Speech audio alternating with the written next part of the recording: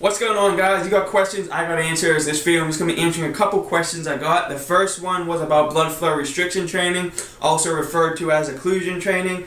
The second question was in reference to biceps training with dumbbells and what I recommend for growth. So I'm going to go ahead and answer the first question about blood flow restriction training first. And he specifically asked if I think it is safe and what I'd recommend it for novice lifters.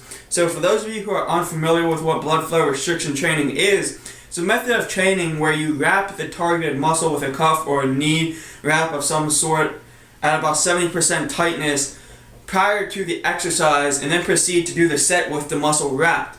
And this is supposed to elicit a really good anabolic response. It also gives you a great pump. I think there's been a couple studies done on it, probably not a whole lot since it's a pretty new method of training. This is something that you don't need to go real heavy on. Supposedly it works really well with just like 30% of your maximum. I usually do like 15 to 20 reps, upwards of 30 reps maybe when I'm doing blood flow restriction training. I do it occasionally on my light days. I've done it for just about every body part you can do it for: biceps, triceps, quads, hamstrings, calves. I think hamstrings in my experience were the most painful. But I do think it is safe as long as you ensure that you are not wrapping it at maximum tightness. You don't need to be cranking the wrap as hard as you possibly can. I think 70% tightness is what's recommended. And the wrap isn't going to be on for an extended period of time to cause any kind of damage or trauma. So I don't think you have anything to worry about there. And would I recommend it for novice lifters? I probably would not. For one, it is kind of painful, but the main reason I wouldn't recommend it for novice lifters is because I don't think it's necessary. At the novice stage, your rate of progression is going to be much more rapid in comparison to the intermediate and advanced levels. So at the novice stage, I would recommend just focusing on the basics and developing your strength through progressive overload and saving a technique like blood flow restriction training for the more intermediate and advanced lifters who are just trying to look for something different to add to their arsenal that could potentially help promote growth. So that's just my thoughts on that. Now we'll move on to the second question about biceps training with dumbbells and what would I recommend for growth. I think I'm a good person to ask this question to because biceps for me were a lagging body part. Over the past couple of years, I've been able to make great improvements to them, and I no longer consider them a weak point on my physique.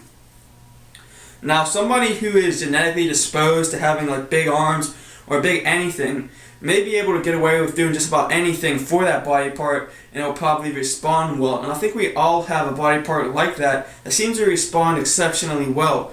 But when you're trying to bring up a lagging body part or a stubborn body part, you're really forced to experiment with a lot of different things in order to see what works best for you to bring it up to par. And that's what I've had to do over the past couple of years for my biceps. And I'm not just going to sit back and tell you to do exactly what I do. I'm just going to give you some insight to what I've learned and what has helped me over the past couple of years. And then you can feel free to apply it to your own training, and hopefully it will benefit you as well. So with biceps, you really want to ensure that you're hitting them from various different angles and emphasizing both heads throughout the course of the workout. The bicep consists of two heads, the long head and the short head. The long head is the outer head, which makes up the peak of the bicep. The short head is the inner head, which is the foundation of the bicep. Now, regardless of the exercise you do, both heads are going to be involved, but you can emphasize one head over the other depending on your elbow positioning. And most bicep exercises like the preacher curls and stuff that you see a lot of people doing seem to stress the short head a little more. But one of my favorite exercises, and I think the best exercise to engage the long head, is the incline dumbbell curl. When you position yourself against the incline bench, you'll notice that your elbows are further back behind your torso, and that is going to put a great stretch on the long head of your bicep and allow you to fully engage it as you are contracting the muscle. And also, another great exercise is obviously the standing dumbbell curl. With this movement, it's going to allow you to use a little heavier weight so you can overload the biceps a little more. And you can do these both arms at the same time with supinated wrists, or you can alternate them and twist on the way up. Both work very well. And of course, you're going to want to do some exercises like the preacher curl, where your elbows are in front of your torso. That's going to stress the short head a little more. And exercises like the concentration curl, where your elbows against the inside of your thigh. And one other exercise that I would definitely recommend for biceps with dumbbells is the hammer curl.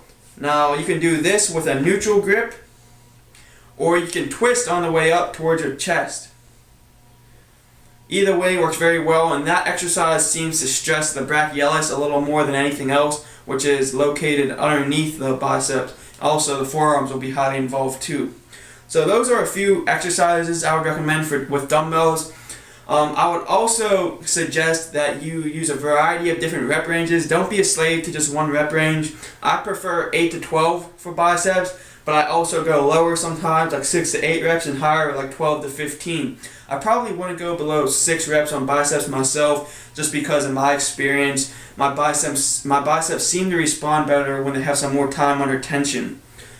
And, I would recommend training them twice per week. I'm an advocate of higher frequency. I think at one point when I was really trying to get them to improve, I might have been even training them 3 times per week. But if you're training them twice per week, you can break it up into like one heavy day where you're doing like 6 to 10 reps, and one lighter day where you're doing like 10 to 15 reps per set. And you don't need to go overkill on the volume with biceps. It's a small muscle group. If you're training them twice per week, 8 sets per workout will probably be plenty. And one last thing that has helped me to improve my biceps is when I realized that they seem to respond a little better when I emphasize the stretch and contraction. In contrast to other muscle groups like chest, back, and legs that have always responded very well to heavier explosive movements, my biceps always seem to respond better when I'm really mindful of the stretch and contraction and feeling the muscle working. So those are just some tips that I would recommend for biceps. Hopefully that helps some of you. Thanks again for watching, guys. Thanks to everybody who has subscribed, and I'll talk to you next time.